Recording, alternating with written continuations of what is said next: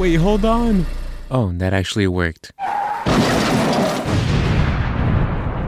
Let me ask you a question. Would you rather be in one car accident or two car accidents? As you can guess from the title and thumbnail, yes, I was in 3 car accidents. And before any of you go, I'm not getting into a car with the person who's been in 3 car accidents, let me explain. Please don't leave. Okay, listen. None of these accidents were my fault. I was just really unlucky 3 times, which I don't know what feels worse. Being in a car accident that was your fault or being in a car accident that wasn't your fault. Because being in 3 car accidents that were not my fault felt really bad. The first one happened before I even got my car or my license. Yes, I too traveled around using my bus pass and legs like many of you. So I was walking out of the store and heading to the bus stop because I had to go clock in and roll burritos at the job I had at the time. Wink wink, future video maybe? So like a good little pedestrian, I was waiting at the intersection for my turn to cross. The light turned green, the little white guy I trust showed up, and I started to cross the street.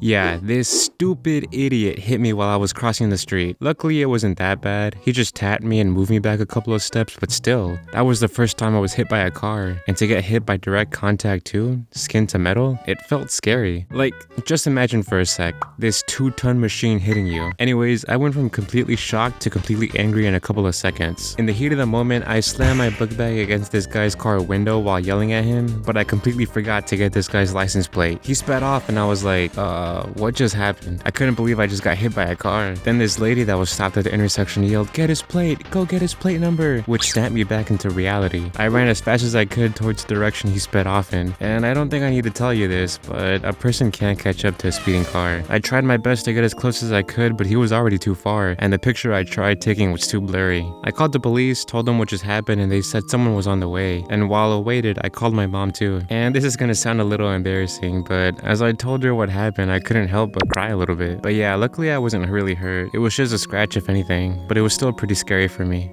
The second car accident happened a couple of years ago, and I remember because it was around the time I was planning on moving out. So I'm leaving this doctor's office, and the parking lot is gated with this thing you have to insert a parking ticket into. The parking ticket you get once you enter, and when you go inside, they validate your parking, and you just insert it into the thing as you're leaving the lot. Does that make sense? Okay, so I'm waiting in line in my car, behind this big white van. I think you already know where this is going. The person in the van was taking a while to get out of the parking lot, and I think, oh, maybe they just forgot to validate the parking, or maybe they're having a hard time putting their ticket into the thing. It's okay, we've all been there. I waited patiently, thinking this shouldn't take too long. I'll be out of here and on my way home in no time. But then, yeah, this second stupid idiot just floors it in reverse. Luckily, I was okay. No serious injuries or anything, but come on, my poor car. It really sucked because the front of my car just got dented in. I couldn't drive it anywhere without my front tires scratching against the metal. It was so frustrating because the car I worked hard to get on my own just got destroyed. The guy came out crying and apologized and said he was having a bad day and all, but I still had to call the cops and file an insurance claim. And then I had to request a tow truck for my own insurance, and I was stuck in the parking lot for a frustrating amount of time. I got home so late that day, I just called off work the next couple of days so I could figure out my car situation. Thankfully, it got all fixed, but I had to literally call and annoy the insurance company so they could help me out as soon as possible. I hate insurance companies.